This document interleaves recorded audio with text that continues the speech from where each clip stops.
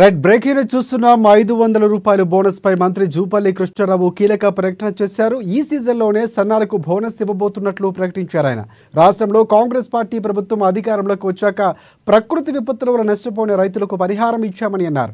గతంలో 10 ఏళ్ల పాటు ప్రకృతి విపత్తు వల్ల నష్టపోయిన రైతులకు బీఆర్ఎస్ ప్రభుత్వం పరిహారం ఇవ్వలేదని గుర్తు చేశారు. తమ ప్రభుత్వంలో కొనుగోలు చేసిన ధాన్యానికి రైతుల ఖాతాల్లో 2 రోజుల్లో డబ్బులు వేశామని అన్నారు.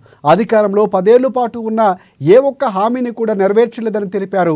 గతంలో రుణమాఫీపై బీఆర్ఎస్ ప్రభుత్వం అబద్ధాలు చెప్పిందని మండిపడ్డారు. లోక్సభ ఎన్నికలు పూర్తయ్యాక జూలై 2వ వారంలోనే రుణమాఫీ ప్రక్రియ మొదలుపెట్టినట్లు తెలిపారు మంత్రి. రాష్ట్రంలో వేగంగా రుణమాఫీ ప్రక్రియ పూర్తి చేసినట్లు తెలిపారు కృష్ణారావు. ఇక తెలంగాణలో జరిగిన విధంగానే దేశంలో ఇంతవరకు ఎక్కడా రుణమాఫీ జరగలేదని అన్నారు. 2014 తర్వాత బీజేపీ ఎప్పుడు రుణమాఫీ గురించి మాట్లాడలేదని విమర్శించారు ఆయన.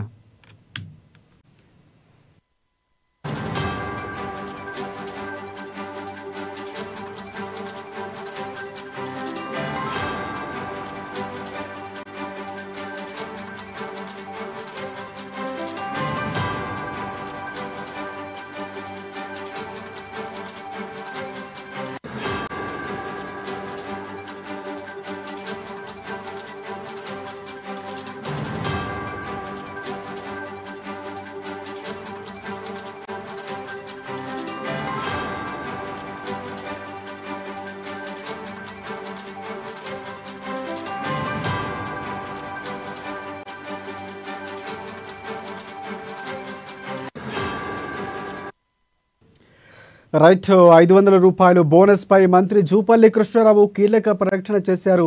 ఈ సీజన్లోనే సన్నాలకు బోనస్ ఇవ్వబోతున్నట్లు ప్రకటించారు. రాష్ట్రంలో కాంగ్రెస్ ప్రభుత్వం అధికారంలోకి వచ్చాక ప్రకృతి విపత్తుల వల్ల నష్టపోయిన రైతులకు పరిహారం ఇచ్చామని అన్నారు. గతంలో 10 ఏళ్ల పాటు ప్రకృతి విపత్తుల వల్ల నష్టపోయిన రైతులకు బీఆర్ఎస్ ప్రభుత్వం పరిహారం ఇవ్వలేదని గుర్తు చేశారు. తమ ప్రభుత్వంలో కొనుగోలు చేసిన ధాన్యానికి రైతుల ఖాతాల్లో 2 రోజుల్లో డబ్బులు జమ చేస్తామని చెప్పారు. అధికారంలో 10 ఏళ్ల పాటు ఉన్న ఏ ఒక్క హామీని కూడా నెరవేర్చలేదని తెలిపారు. గతంలో రుణమాఫీపై బీఆర్ఎస్ ప్రభుత్వం అబద్ధాలు చెప్పిందని మండిపడ్డారు మంత్రి.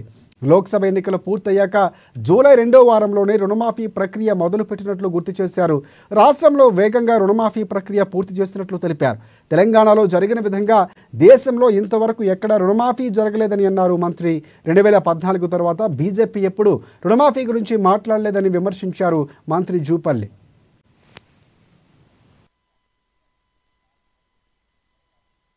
ఇప్పుడు చెప్పిన అంశాలు ఏ పరిస్థితిలో మామూలు వాతావరణం కాదు.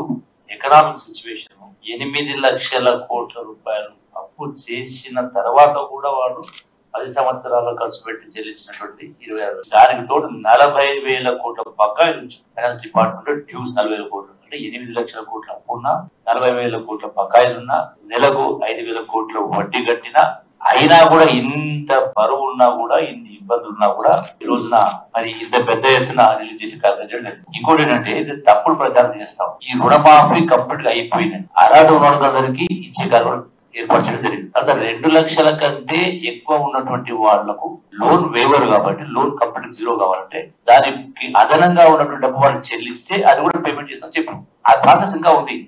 రైతాంగానికి ఎట్లా తప్పుదో పట్టిస్తుంటే ఇక కంప్లీట్ అయిపోయింది ఇక మీకు రావాలనే పద్ధతులు ఈ నిబంధనలకు అనుగుణంగా క్లియర్ ఉన్నటువంటి వాటికి ఇవ్వడం జరిగింది. నేను ఉదాహరణ చెప్తా.